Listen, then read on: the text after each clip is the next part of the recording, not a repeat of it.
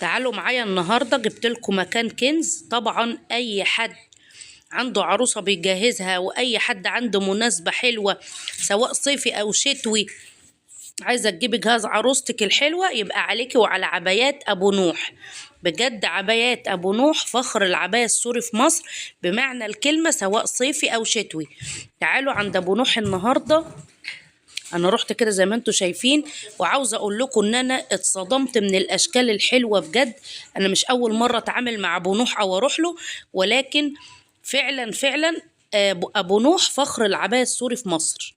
وانا يا جماعه انا بشتري بفواتيري على فكره، ما محدش يعني باخد حق الدعايه دي، مش دعايه، ولكن فعلا عايزه تجهزي عروسه، عاوزه تجيبي عبايات لمناسبه، عاوزة تجيبي حاجات صيفي أو شتوي. الماتيريال بتاعت الجلاليب أو الخامات بتاعتها تحفة جدا، يعني حاجات جميلة وحاجات راقية، وفي مقاسات، جميع المقاسات والأحجام عند أبو نوح متوفرة للعباية السوري.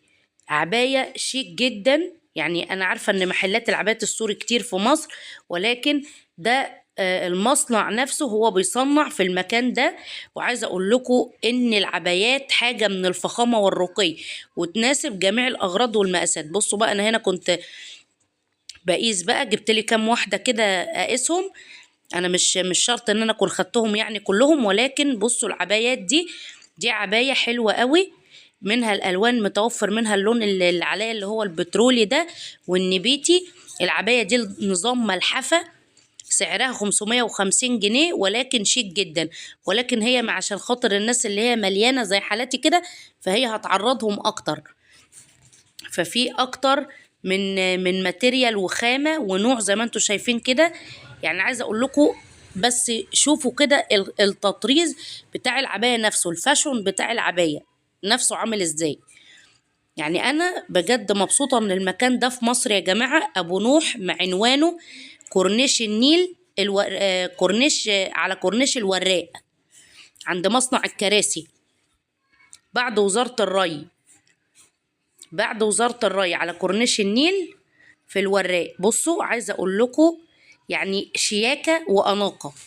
يعني لو عروسه كده بتجهزي بنتك او اختك، او عايزه تجيبي هديه لوالدتك على عيد الام او للعيد او لبنتك، عايزه اقول لكم عليكم وعلى ابو نوح. بجد الماتيريال والخامات جميله جدا وتناسب كل الاذواق. بصوا بقى العبايه التايجر دي يعني بجد جميله، والاسعار بتاعتها كويسه، يعني بالنسبه للمحلات اللي بره لا الاسعار حلوه مش وحشه يعني. طبعا متوفر عنده جملة ممكن وقطاعي، لأن ده بيع ومصنع ومحل، يعني كل حاجة في بعض. بصوا دي ماتيريال العباية اللي هي الملحفة، وفي إسدالات أنواع كتير وأشكال جدا لرمضان. بصوا الملحفة دي جميلة قوي وتحفة، تنفع للمناسبات والأعياد. عايزة أقول لكم العيد السنة دي جاي في برد.